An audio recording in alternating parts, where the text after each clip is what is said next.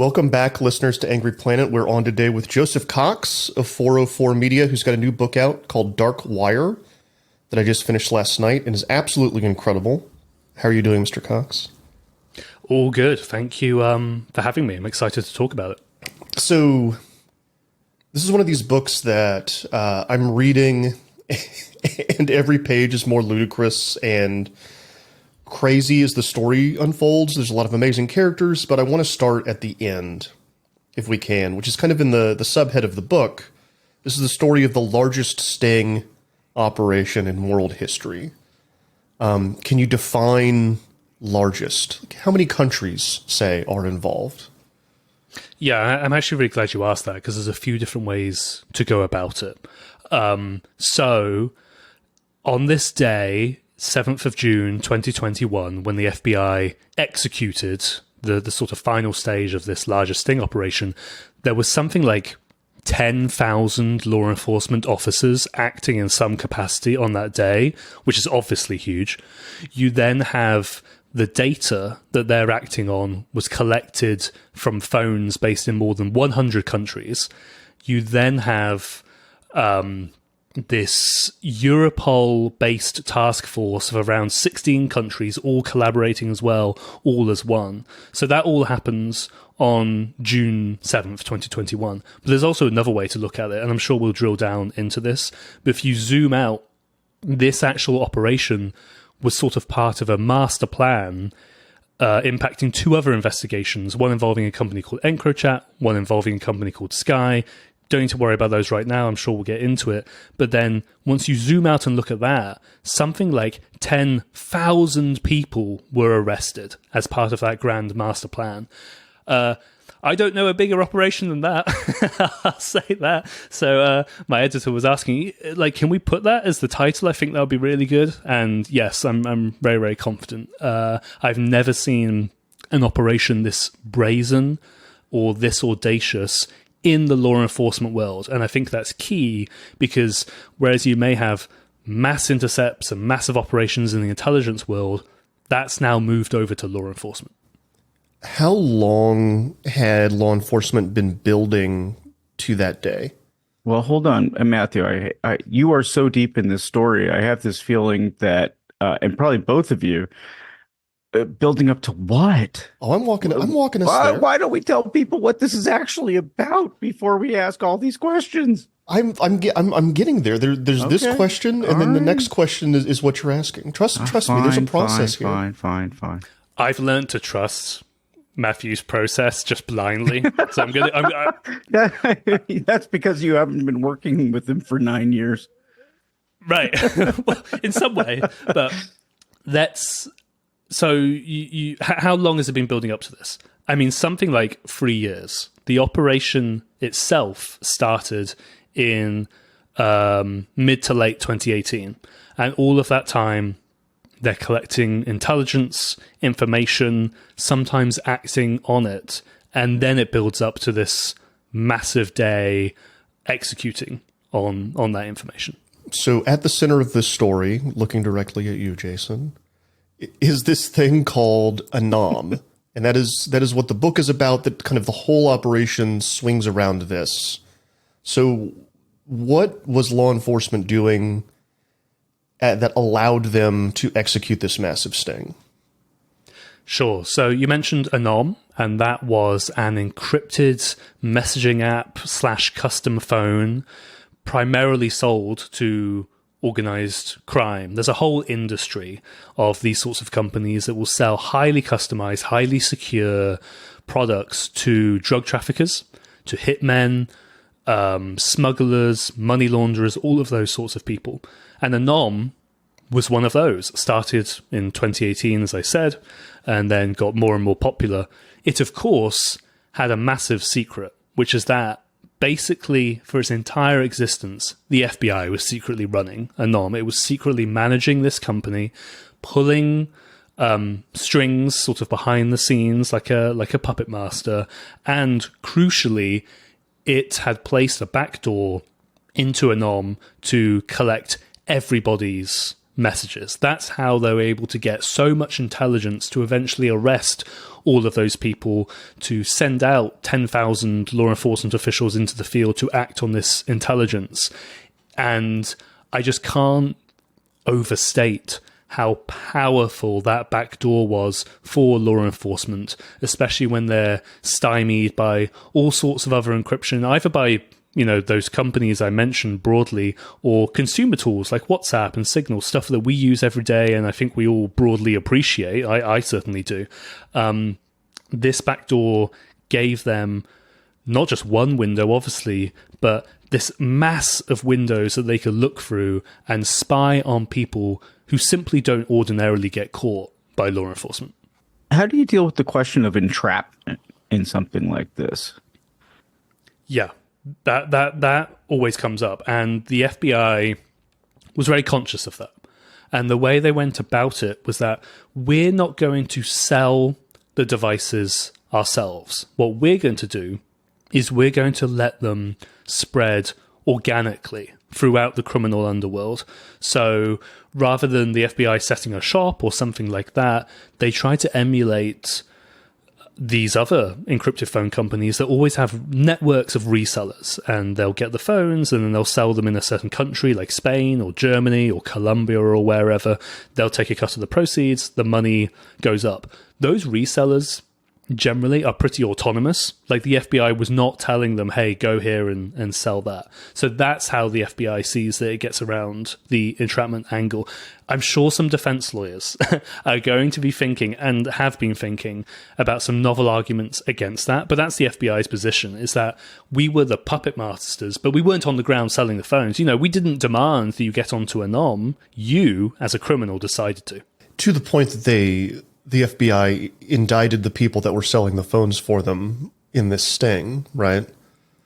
Yeah, eventually, as well as all of those arrests around the world, the FBI and the prosecutors in San Diego, where this operation was led, they put this cruel twist in that they prosecuted the biggest sellers for the platform as well. And, I've spoken to some of those sellers, and they had no idea they were actually working for the FBI. They thought they were riding on the wave of like the new hottest tech startup in the criminal underground.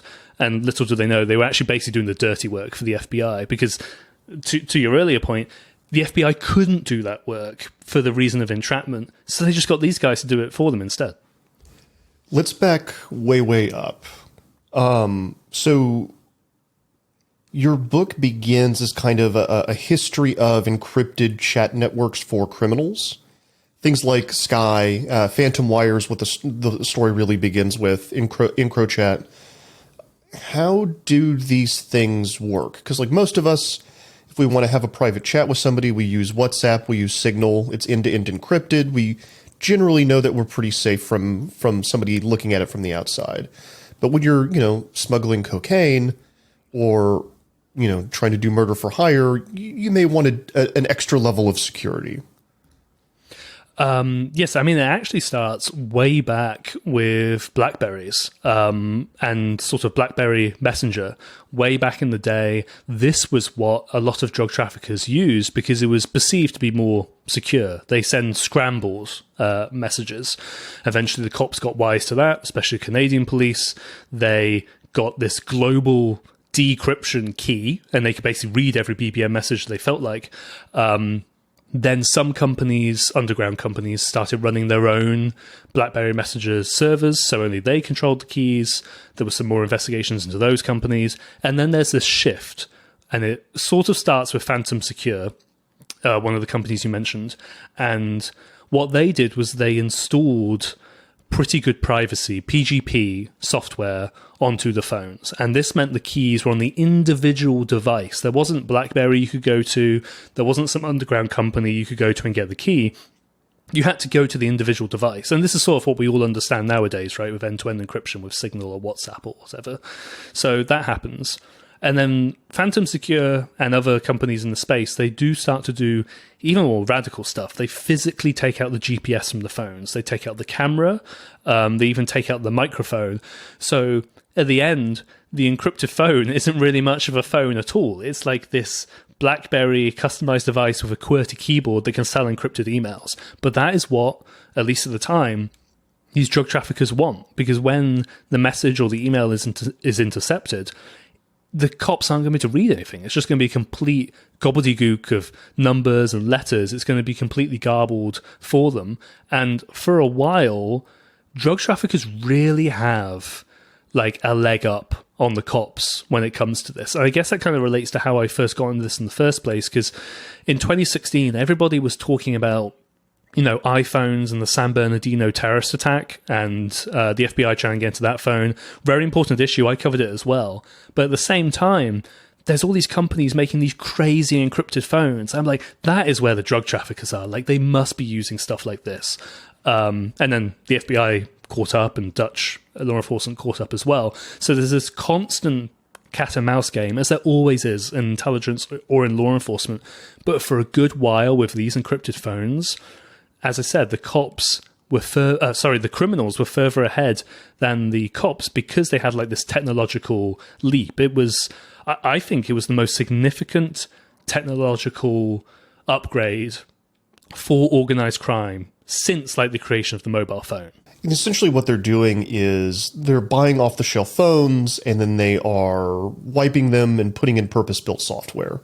Yeah, exactly. And then there's all of these other bells and whistles they may put on, which may be like, oh, we'll remotely wipe the device as well if it falls into the wrong hands, which is not the same as the Apple iCloud sort of wipe. This is more, you contact Phantom Secure, hey, the police have my phone, could you wipe it? Sure thing. I don't think Tim Cook at Apple is really going to do that, necessarily. Did the devices actually smoke? Like the reels from Mission Impossible or anything exciting like that? No, but I bet they wish they did, because these people love like security fiction and pantomime. They love over-the-top marketing. So if they could, I bet they would, to be honest. What kind of marketing? What does that marketing look like? Well, yeah, so there was a media report later on where I think ABC News said that Phantom Secure phones were linked to an assassination between bikers in the country. The phones were very popular with biker gangs. So one of the sellers took that piece of news that was on the TV and like turned it into a YouTube like sizzle reel, and with like uncrackable and all of the like these terms flashing around. And they have Instagram profiles. Like, I've scrolled through the Instagram profiles of some of these people and they're showing off their Louis Vuitton bags with like big Rolex watches and stuff. There is definitely like a brand element, like a marketing element here.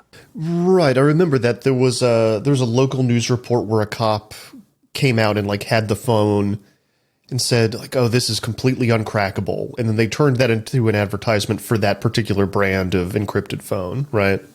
Yeah. It's because there's only so many people who buy phones kind of for crime, because there's only so many criminals, right? So they need to convince people to migrate from one platform over to theirs, essentially. It's not like the iPhone or normal Androids, where there's theoretically an infinite customer base as more and more people enter middle class or whatever. It's like there's only so many criminals, generally speaking. You talk about a bunch of these different companies in the book, kind of before Anam comes out.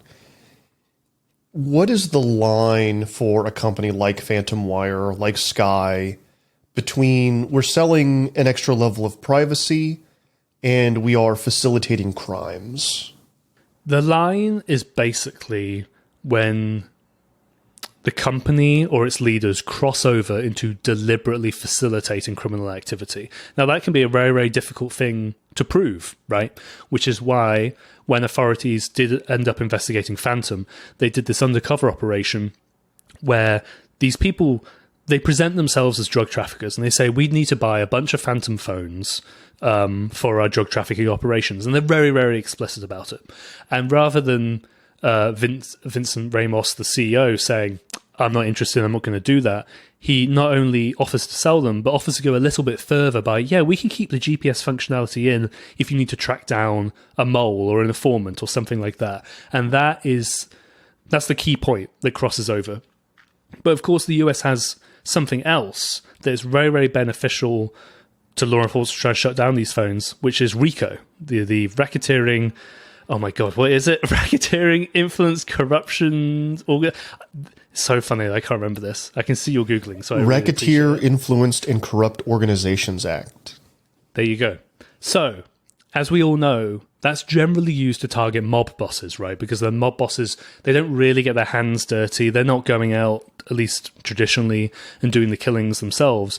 So what the US could do was that they could use RICO against some of these phone companies and treat them as a criminal entity in its own right. And now that was impossible in Australia, where those bikers were assassinated. It was impossible in Canada, where Phantom and Sky and some other companies are based. So the US has this very novel, very powerful legal mechanism to go after these companies because, running an encryption product, making one, selling privacy software is not a crime in and of itself, nor should it be, in my opinion, right? You don't want to be clamping down on VPNs or Signal or anything like that. But to answer your question, it's when they cross over into deliberately facilitating that criminal activity. And the remote wipe can sort of do that as well. Like if somebody says, hey, there's evidence on my phone that the police are trying to get, please wipe the phone, and they do it, well, that's obviously obstruction of justice as well.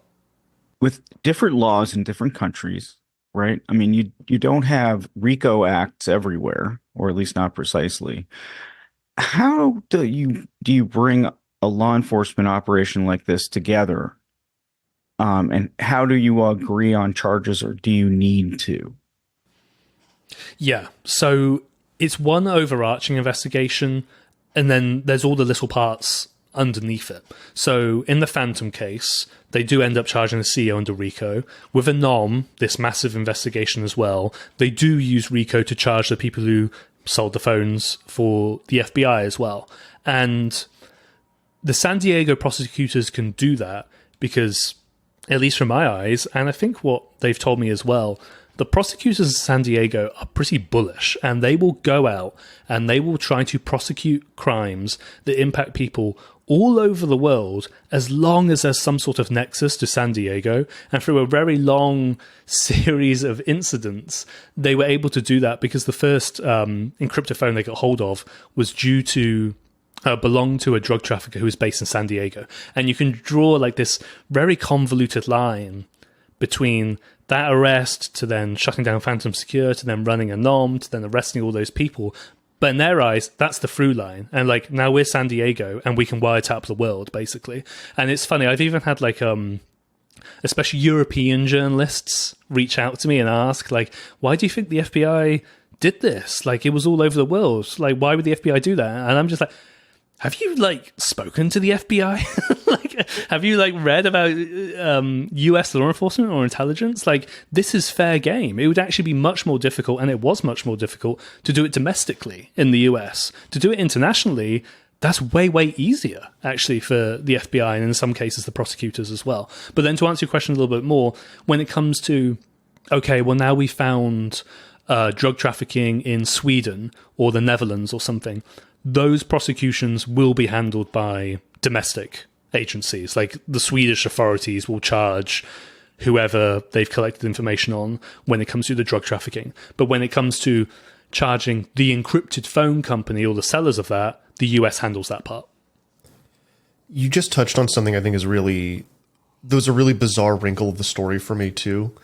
So the FBI builds this thing, and I do want to talk about like how and why that ends up happening, but they don't use it on U.S. soil. It is mostly an international project. How does the FBI build a backdoor into the world's international like crime syndicates and then not use it at home? Yeah. So first off, I'll explain how they built it generally for the international part. And it starts with they need to find somewhere for all of the Anom messages to be collected. And they're kind of almost making it up as they go because it's an operation in flux, but they need to be getting these messages collected and stored somewhere. So what they do is that they find a third country, the second being Australia, which ran sort of a beta test just to prove that the backdoor worked. And, you know, Eventually, they settle on Lithuania. The FBI and the prosecutors really don't want that public, but I found it out, and I published that a while ago and go into more detail in the book. So what happens is all of the Anom devices all over the world, they send their messages to a server in Lithuania. Lithuania collects them, processes them, and then under a mutual legal assistance treaty, an MLAT, it provides them to the FBI every Monday, Wednesday, and Friday. Now, an MLAT is basically a nice little agreement between two countries to trade information. Sometimes countries use it to get information out of American tech companies like Meta or Snapchat or whatever, and they can use that mechanism. What was nice here for the FBI was that, well, we got it as an MLAT from Lithuania, so it basically came with no strings attached. Like, it's not a warrant, it's not a wiretap. It's like, here's a package of data, here you go. And they could rummage through that no matter what country it had been collected from, except for one key distinction. And as you suggest in your question, that was the US. Now, as they're developing this operation legally, operationally, logistically, and technically, they kind of put the US problem to the side because that's going to be very, very complicated. If a phone arrives in the US, well, do you get a search warrant, like under the Fourth Amendment? Do you get a wiretap order? There's all those questions. They start laying out the groundwork for, okay, we think it'll be a wiretap order, and maybe we'll work with the LA field office to do that as well. They make all of this boilerplate language. And when Anom phones do land in the country, and I confirm that they did, they send off an application to the Office of Enforcement Operations, the OEO. This is the part of the DOJ in Maine, DC, that approves every single wiretap in the country. Like, if you don't get their approval, you don't get your wiretap. I don't think people realize how hard it is actually to get a wiretap sometimes in the States. But they do that, and according to multiple people I spoke to, including Andrew Young, the main prosecutor during this part of the operation, OEO just sits on it, and they do not approve it. And it drags on for months and months and months, and it becomes clear that OEO just does not want to have any part of this. Andrew Young ends up quitting because he's getting sick of all of this bureaucracy. But the end result is that the FBI can't read any messages inside the US, which I think is interesting. It shows that the DOJ is not some sort of monolithic entity. You have these agents in San Diego and the prosecutors in San Diego as well, trying to do this audacious worldwide operation. And then some people in Maine, DC are like, we don't want anything to do with this. So the end result was the FBI couldn't read any of those messages, even though they thought they could probably arrest another 500 people or so easily in the States. And it's not like the US is immune to, obviously drug trafficking, but then stuff like public corruption that was appearing in all of the messages worldwide. There were like corrupt officials, corrupt people at airports and at seaports as well. There must have been stuff like that happening in America as well, but they couldn't do it. Yeah, it's funny how this is almost a classic Silicon Valley disruptor story. So this office in San Diego, they decide they're going to do this, and they just kind of barrel forward until I think that you even have the line, somebody says that we're just going to do this until someone tells us to stop. And they just kind of go forth, and then in the end, they can't use it in the United States, but damn, do they make use of it all over the rest of the world. Yeah, and it just becomes this incredible intelligence tool where they end up just drowning in messages, essentially. Yeah, and they end up in this strange place where these phones proliferate, they get a good reputation, the criminals start buying them, people are reading the messages. If you are the law enforcement agencies sorting through all of this, how do you decide what to act on and what not to act on? Because there's a line, right? Like, you want to stop certain crimes, but you also want to make sure that nobody figures out that you've got a backdoor into this network. How do they manage that? Yeah, it's a constant tension throughout the entire book where even though they did do this big bang at the end where they arrested a ton of people, in the lead up to that, they were intercepting some drug shipments. They were acting on threats to life where, an assassination might happen. And they really had to balance, well, is this one big enough and worth investigating? Because if it's too small, we may be burning the entire non-platform over a single crime. right? Because if you see a drug shipment and you go intercept it, the criminals are going to start thinking, well, how the hell did the authorities know about that? And maybe they would suspect the phones. What actually happened in lots of cases is they suspected each other, then they tried to kill each other, and then the FBI would have to try to stop that assassination as well, and then stop that assassination. It was sort of an endless cycle of violence. But yeah, it's a constant question for all of the officials involved. And I mean, there are some examples where a Swedish official I spoke to, they were going to raid some sort of lab or a warehouse, and the officer on the ground phoned her and said, "Okay, we just want to make sure you want to do this. Like, this isn't going to impact your source, right?" And she had to pretend to, hang up, and then I'm going to go talk to my source. And she's just twiddling her thumbs because it's all bullshit. She's actually just getting the messages from a nom, but she had to lie to her own colleagues to keep the integrity of the operation. And I think as it got closer and closer to the end, it just became clear that was untenable. Like, that was not going to be possible. It wasn't going to be possible to keep a nom secret under wraps for like a ton of different reasons, and that was one of the main ones. What's the end? I don't mean like, what actually happened, but how did they decide, to close it up and start arresting people? Yeah, well, the foreign counterparts, they didn't want to stop. They were getting this mountain of intelligence, this like incredible gold mine of information. And they told the FBI, like, we don't want to. We want to continue getting these drug shipments. This is amazing. When are you ever going to get a chance like this again? And then there are two main reasons why they did stop. The first was that Lithuania's court order was going to run out on around June 7th, 2021. Now, maybe they could have just got another court order. I think that's absolutely possible, and the San Diego FBI told me that as well. So that's sort of half reason, I guess. The main one is that it was just becoming so difficult to maintain tempo with the amount of messages. It got to the point where every other day there was something like 30 new criminal syndicates joining the platform.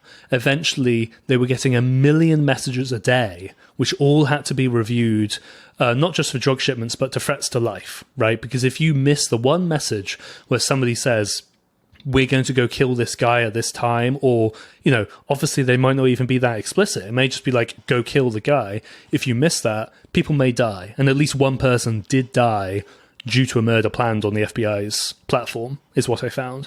So it just became impossible to maintain tempo. That became clear as early as like early May. So then they had this month to figure out, okay, how are we actually going to shut this down? How are we going to arrest as many people, many of these people as we can at one point? It was almost too successful, basically.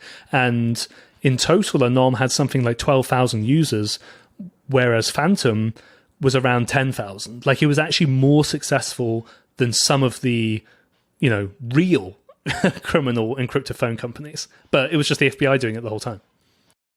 Right. When you build this thing, after a certain point, you become responsible for everything that happens on it, right? Yeah. And even though legally it wasn't a wiretap in a very particular legal sense, ethically, they had to treat it as such. Like, if you're listening to a wire, and you can imagine going back to the stereotypical image from the Wire show, when you have your headphones on, you're listening to tape or whatever.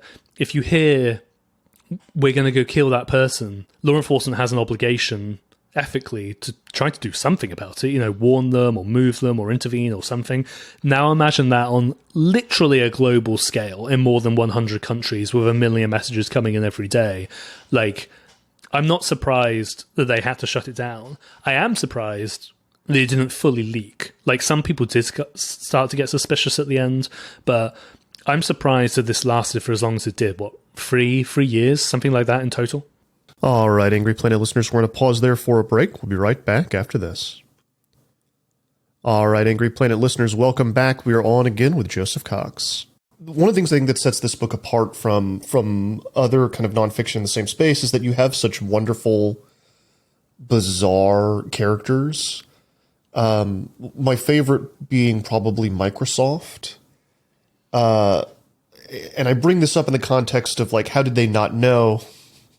Because he's a guy that is constantly getting his drug shipments taken away from him, to the point that it ruins his entire life, and yet is one of Anam's biggest supporters. So can you kind of tell us who Microsoft is and what his journey is? Yeah, so Microsoft, his real name is Maximilian Rifkin. I use Microsoft, but that's just because that's just a really funny nickname. Like, I just get to say Microsoft smuggled drugs over and over and over again in the book. He had a friend in prison called Linux. I would rather, be that. But he is a prolific drug trafficker. He orchestrates these twilight drops of 400 kilos of cocaine by speedboat at night. They call that a James Bond job when they do that. He talks about getting an airfield, I think in Denmark, to smuggle planes. He talks about a yacht to smuggle hash, drugs inside energy drinks by using a corrupt worker inside the factory. Just like every single harebrained scheme you could possibly think of, Microsoft has probably either thought about it or done it, basically. So he joins Anom after another company called EncroChat gets hacked by the police and gets shut down because there's this vacuum in the market. And we need another sort of brand of encrypted phone. He joins Anom not just as a user, but as someone who could sell the devices as well. And, he's very successful at that, and he's spreading it throughout Europe, especially Sweden. It then goes to Colombia as well and spreads it to people over there. And all the while he's doing the encrypted phone stuff, he's also doing his drug trafficking operations, including opening an amphetamine lab inside Europe. When the FBI starts sharing messages from Anom with the Swedish authorities, of course, they realize, Rifkin, who they know about Rifkin, but they don't know about his wider operations.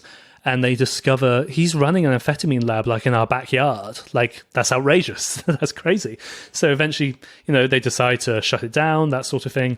And basically what goes from there, without spoiling sort of every seizure in the book, but again and again and again, the authorities hit Microsoft where it hurts, which is by seizing his drugs. And it gets to the point where some of his cohorts are saying, man, it's the phones. There's something wrong with these phones. Like, I just gave one to a colleague in Gothenburg, and now they've just been busted. Like, it's got to be something to do with the phones. He just does not believe it. He says, no, it's not that. It's probably Sky, or this guy spoke. And I just could not believe the amount of blind faith that he put into Anom. Like, you could not ask for a better arc of a character. Obviously, this is a work of complete non-fiction. Literally everything in this book happened, is true, has been fact-checked, is based on hundreds of thousands of Anom messages I've read and all the people I've spoken to in and around the company. And this guy just believed it the entire time until, the FBI comes clean and it reveals, obviously we've been running it the entire time, and Microsoft realizes, oh, that's why all my drug shipments have been seized. It's just, I love him as a character. It was incredibly fun to investigate him and build this picture of him, most of which is done through, I said hundreds of thousands of messages. That's from tens of thousands of pages of the messages, and just reading those and having them translated, I think, every day for 3 months it took me to read basically every message I have about Microsoft. His colleagues call him some of his colleagues call him the fool, right? Yeah. Because he's an idiot, basically. Like, he's very successful in one way, but in another part, he can hyperfix. In case you haven't been able to gather, he can hyperfixate on the wrong thing. And he does that where he obsesses with moving the drugs from a certain safe house when it's actually not really the right time, or he starts to sell his drug shipments on credit. So he doesn't actually have the drugs yet. Like, they're coming, but I will sell them to you sort of in advance. And okay, that's very precarious. But what happens if the drugs don't arrive? And of course that ends up happening. So yeah, behind his back, his colleagues, his associates they get very, very sick with him, to the point where I've been told by Swedish authorities that people wanted him dead, basically. Well, so he was lucky to get arrested. Yeah, I mean, I think it's actually good for his physical safety that ended up being the case. Right now, at the time of writing, at the time of speaking, he's in Turkey, I believe. That's where he eventually, migrated to, I guess I would say, to be with a bunch of other drug traffickers. He was arrested, and right now, is he going to be charged there? Is he going to be extradited to Sweden? Will he be extradited to the US? I actually think he'll probably stay in Turkey, but that could change. Turkey is a pretty safe hotspot for criminals, or it has been up until very, very recently over the past 5 years. So maybe I'm wrong, and maybe he'll be in a Swedish cell, by the end of the year or something. Another person two other people I want to talk about. A great contrast to Microsoft is one of the programmer you tracked down that helped build this thing, Atit? Yes. So that's a fake name that I gave them. Yeah. Which I gave to them just because was a couple of things. So some of these developers technically signed NDAs to not talk about the operation. Of course, they thought they were working for a real app development company. They didn't realize they were working for the FBI. That's neither here nor there.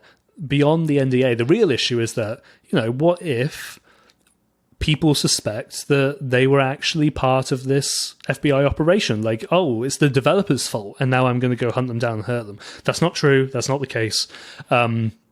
This person who I spoke to, he would just wake up every day and would, code the app that he'd done like many other times for any other Android development company, and fix bugs and work on the back door, that sort of thing. To his understanding, the back door was so the corporate clients of a NOM, like ordinary companies, could archive messages, which is actually very, very common, especially like in banking and that sort of thing. Like, you may have a secure messaging app, but you need to keep copies somewhat securely in case, I don't know, there's insider trading or something, and we need to go figure out what the hell was going on. So he wasn't suspicious at all until one day he's laying on his bed and he goes to the Anon website, and there's this big banner saying the FBI has seized this website, and he was shocked, yeah. I just love the image of him waking up every morning in Southeast Asia and rolling over in his bed, in his pajamas, and just picking up the laptop and just getting started, just working from bed. And dude, he's just like me for real. Exactly. Yeah. Hey, there's one thing I wanted to point out about these phones, that people, they might be picturing something that isn't a regular phone, right? They are totally normal looking devices. I mean, the glass front, and I figured they were based off something, but yeah, I mean, you could hold on to this and you'd have no idea what you had, right?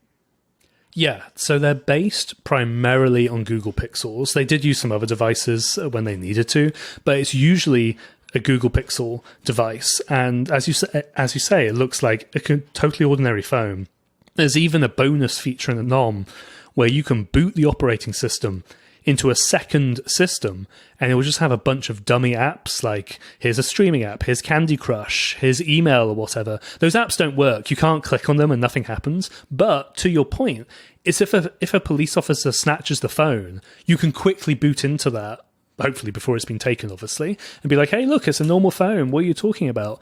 And I guess hope that they don't try to play Candy Crush on your phone. But yeah, it's a combination of security through obscurity, like it looks like an ordinary phone, and it can be somewhat effective, and then basically the security theater of the fake apps. Like, that's stupid. You know what I mean? That's not actually secure, but it's funny, and these gangsters love that stuff. It really is funny. I love it. That's fantastic. Do you have one of these phones? I do. Oh, you lucky dog. So it's here. I mean, obviously listeners can't see it, right, but it just works like an ordinary phone, looks like an ordinary phone. I haven't turned it on in a while because now the FBI has shut down the Anon network. I think they may have pushed a wipe device to all of the phones, so I'm just like not turning mine on so it never arrives. I'll have to turn it on in a Faraday room or Faraday cage or something. But yeah, I'm holding on to it for the moment, obviously as a collector's item for myself. But yeah, I mean, I actually went to so in the San Diego FBI, when I went to the agency, they have a museum in there from all of their past operations. And there's all these books and stuff, and there's like posters or whatever. And I'm like, where's the Anom phone? And they're like, oh, we don't have one. What are you talking about? If I could get one, just put one in the museum, man. What are you doing? How'd you get that phone? So after the FBI went public with Anom, a lot of these users tried to sell them on the secondary market, on eBay, on Gumtree, and you can see those archived listings. And then it was on some sort of Android developer forum. Somebody posted saying, hey, I bought this like Google Pixel phone, but it's weird. It doesn't really do anything. When I boot it, it says it's running Arcane OS. I have no idea what that is. I, of course, knew that Arcane OS was a custom operating system for Anom. Like, there's no other tools that use it. So I messaged that person, like, for the love of God, please let me buy this phone off you. I'll just give you whatever you paid for it. I'll sort out shipping. That's fine journalistically, in my opinion. And then I got hold of it. And I actually did a piece on it back at Motherboard, the tech section of Vice, where I played around with it. But yeah, they're out there if you can get hold of one. But I think, as I said, if they're wiped now, it may be a little bit harder to track down. So I want to back way up a question I should have asked a while ago. How do they decide, how does the FBI decide that they want to do this? I know they'd swept up, at some point they'd swept up the CEO of Phantom Wire, and they get him in a room and they say, hey, build us a backdoor into Phantom Wire and everything's going to be okay for you. He resists. That doesn't end up happening. But the kind of the dream of building a backdoor into all of these criminal encryption networks persists. How does that dream become reality? So it starts way back when they find their first phantom device, which is from the drug trafficker called Owen Hansen. You know, he was very big, lots of cocaine across the States into Australia. They arrest him, and he's using this phone. The FBI manages to get into the device because Owen kept the default password on the device. I don't know exactly what the password was, but it's basically equivalent to like 0000 or something. So they get in, and they see this insane number of messages all about drug trafficking. And he's only been using it for a short period before that because he would cycle through the phones. But seeing all of that content that they couldn't with an ordinary wiretap, it planted the seed of an idea of like, what if we could see the messages on all of these other Phantom phones? Like, wouldn't that be amazing? And then that's why they start investigating Phantom. That takes a long time. They, as I said, arrest the CEO. Before they did that, they did try to convince Ramos to put a backdoor into Phantom. For various reasons, that didn't happen. The primary one being, as I detail in the book, he goes on the run and basically tries to flee, and the FBI are hunting him down in this very, very dramatic manhunt. So they don't get their backdoor. But again, they're still thinking about, it would be amazing to see those messages. And crucially, the shutdown of Phantom and the arrest of Ramos, I mean, it signifies something, which is that the FBI isn't going to allow these companies to exist anymore. They are going to come and they are going to pursue them and they are going to shut them down. And that's, of course, when Afgu, the pseudonymous original creator of Anom, approaches the FBI and is like, I have this company. Do you want to take control of it? In exchange for, a lesser sentence for charges I may or may not face down the road. Because it was just clear the game was up. Like, we've been selling phones to organized criminals for years, if not more than a decade at this point. We're not going to be making that money anymore, so I should probably get out of the game. Yeah, so they had somebody early on that just kind of walked forward and said, hey, let's work together because I don't want to spend too much time in jail. Essentially, yeah. And if you think that, obviously, if you're an informant and you give information on one gang, you can be killed for that. if you're somebody who's providing the technological infrastructure to spy on hundreds of criminal syndicates around the world, you can imagine the threat that this person would presumably be under as well, which is why I'm very, very careful in the book to describe them in fairly vague terms, but to the point where, of course, the reader can still get an idea of why this person is important and how they got into that position. So another fascinating part of this book is, and I would say that what these chats do, big picture, is gives people a vivid picture of what international drug trafficking looks like, in a way that we really haven't had ever before, right?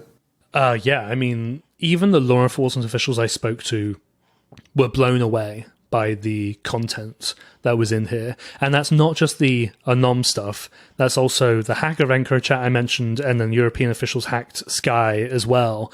And one Europol official I spoke to said they've basically tripled their estimates for how much money is actually involved in the underground drug trade or organized crime more broadly. It has completely peeled back the curtain of what is actually going on in organized crime, both on that macro level with, as I said, the massive amount of cash involved in it, or sort of its value of the underground economy, but then even the super specific stuff like, oh, we're going to smuggle cocaine by hiding it in stone slabs or something, or we're going to take the cocaine, put it in some sort of fertilizer, and then when it gets to the other end, we'll do some chemical, trickery, and we'll extract it, and then we'll have the cocaine again. So they learned an incredible amount about how organized crime functions, and arguably maybe that's actually more valuable than the arrests themselves. When you arrest people in organized crime, other people take their place. There's a vacuum, and then more people will step up and then do that. You can't arrest everybody. That would obviously be insane. But now with this information, law enforcement agencies know what to look for when it comes to drug shipments. Was this operation an unadulterated success?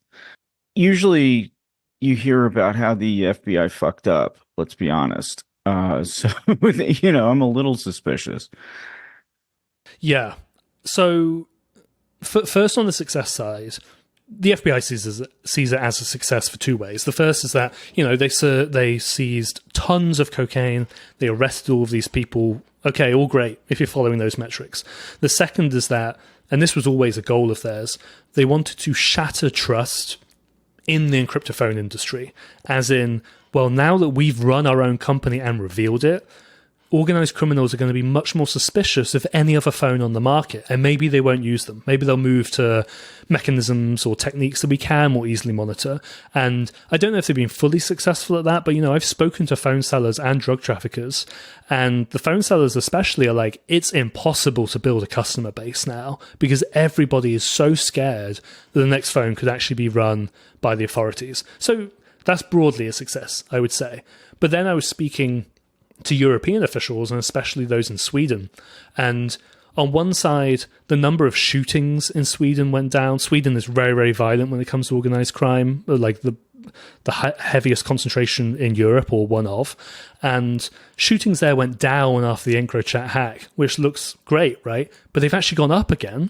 And one of the Swedish officials I spoke to, she said that, we keep seizing these shipments of cocaine, and then we arrest all these people, the cocaine just keeps coming. And she left it as an open question, but the fact that she was even questioning, is this even the right thing? Are we doing the right approach here? That was crazy to me, because I've heard that obviously a ton of times from former law enforcement officials about maybe this approach on the war on drugs is wrong.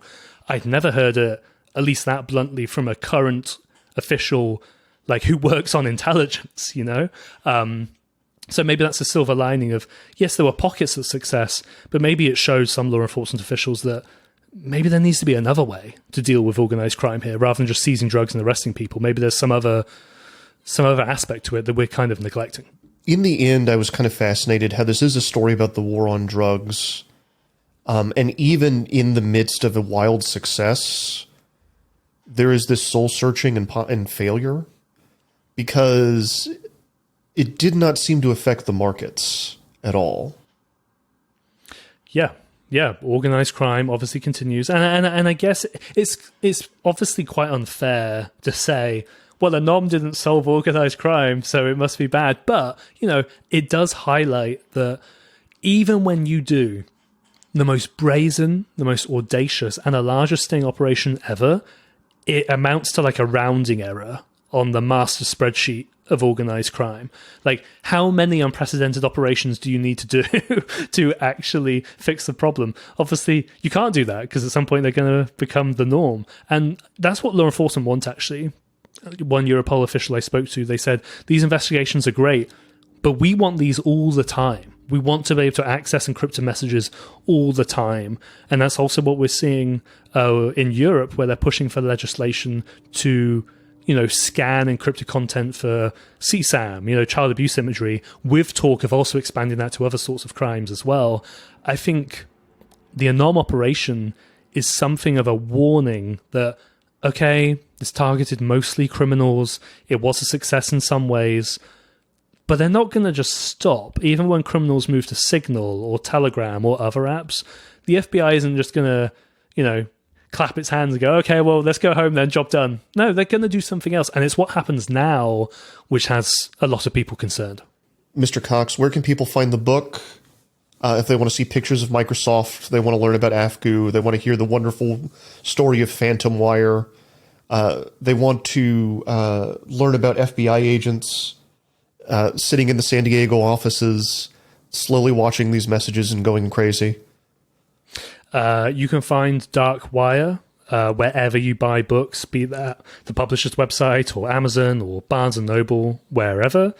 If you pre-order, you can get bonus content, but it may be too late for that. So otherwise, with the hard book, the hardcover, there are photos in there, yes, of Microsoft, lots of other details. And we are going to be talking a lot more about this on the 404 Media podcast that I host, along with, other 404 Media co-founders. So if you're aching for more, definitely come over there as well, and we'll be drilling into even more details. Joseph Cox, thank you so much for coming on to Angry Planet. Thank you so much.